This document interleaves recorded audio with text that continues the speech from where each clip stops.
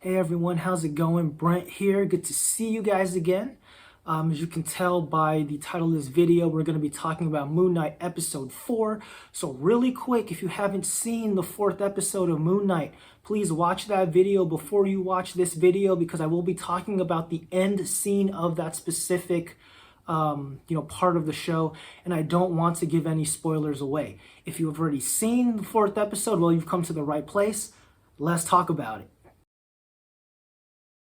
At the end of the episode, we find Marc Spector alive, lethargic, and coincidentally has his right ankle restrained to a wheelchair, kind of in the similar vein as Stephen Grant handcuffing his or restraining his right ankle to the bed whenever he sleeps at night. So there's a little bit of dramatic irony there, which I kind of do appreciate, which also leads into some of the Easter eggs in that particular scene. But I'm not going to talk about the Easter eggs, but I just wanted to point out a little bit of that dramatic irony. But there is no dramatization of what actually happens inside of that psychiatric unit that Marc Spector finds himself in.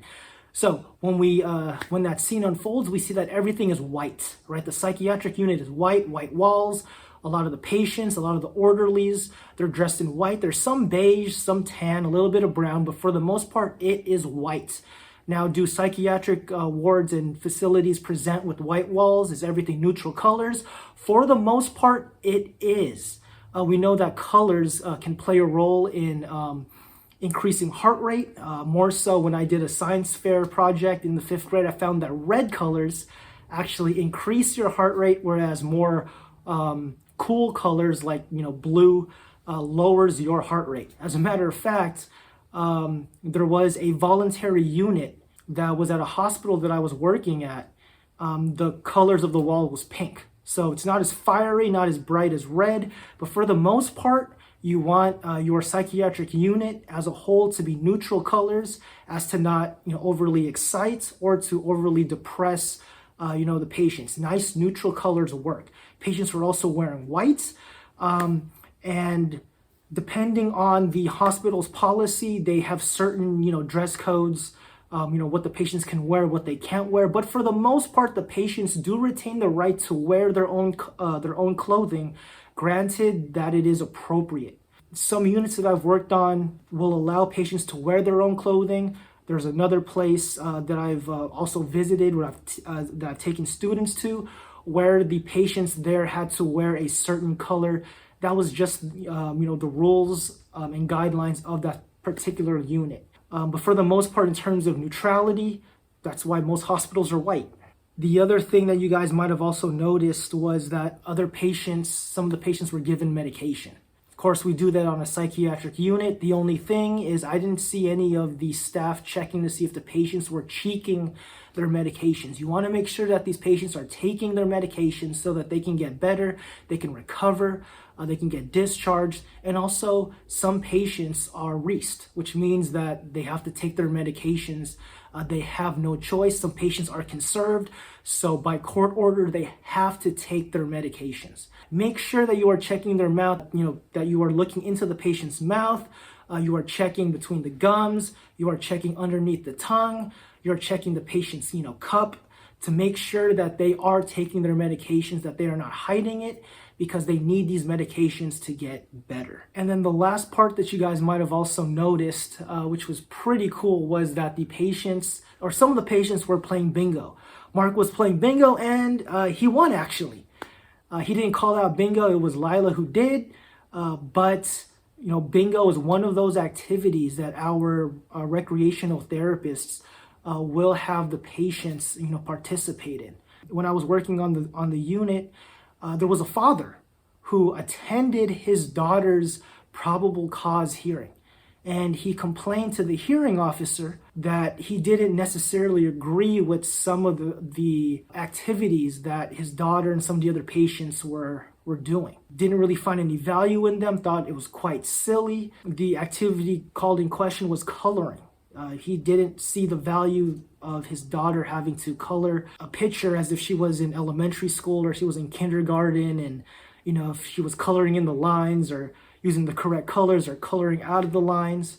these activities that our recreational therapists have the patients do is important for their disease process. It's important for them, one, to not only use it as a form of stress relief, but it also helps them.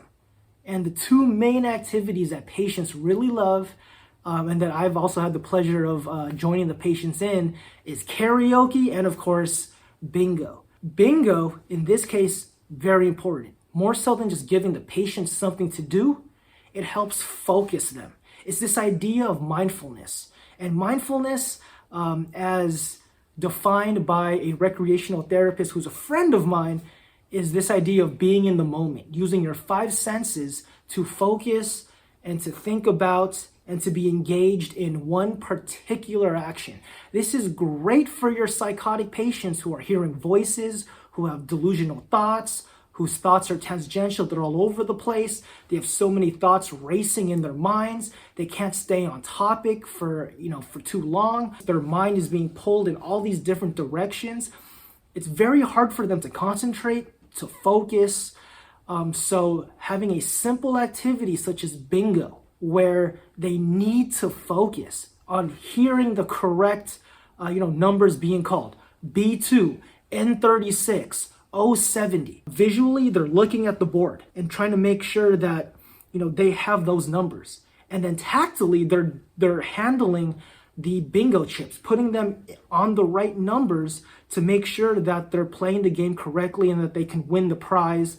Usually the prize is snacks, but it takes a lot of effort for these patients to play bingo, because imagine playing bingo and you're listening to these numbers and you're hearing voices, or you're trying to find a specific number on the screen, on the board game, but you have all these different thoughts of someone's trying to hurt you, or you're thinking of 20 other different things. It's very difficult for you to focus. So what bingo does is it trains these patients to focus on the task at hand. Mindfulness is the first thing that patients need for therapy, so that they can understand what's going on, be able to focus on their behaviors, their moods, and their thoughts. And all of that starts in the mind. Later on in the scene, you see Marc Spector talking to Harrow inside the office. It seems that Harrow is the psychiatrist or the therapist. Marc, of course, is the patient. And Harrow tells Marc that they had to sedate him due to his behavior. My best guess in terms of how they sedated Marc was they probably, in my opinion, gave him clozapine, or also known as Clozaril. Clozapine is an atypical antipsychotic medication, used to be first of the line treatment for psychosis. It helps with both positive and negative symptoms of schizophrenia. Problem is, clozapine, due to its side effects, it's no longer used as that first of the line therapy. We have other antipsychotics that we can give. Some psychiatrists like to give haloperidol. Some like to give quetiapine. Some like to give risperidone, so on and so forth, right? Usually, clozapine is not your first medication that the patient is going to take unless they've taken it before. Reason why it's no longer first line is because those side effects that I briefly mentioned earlier.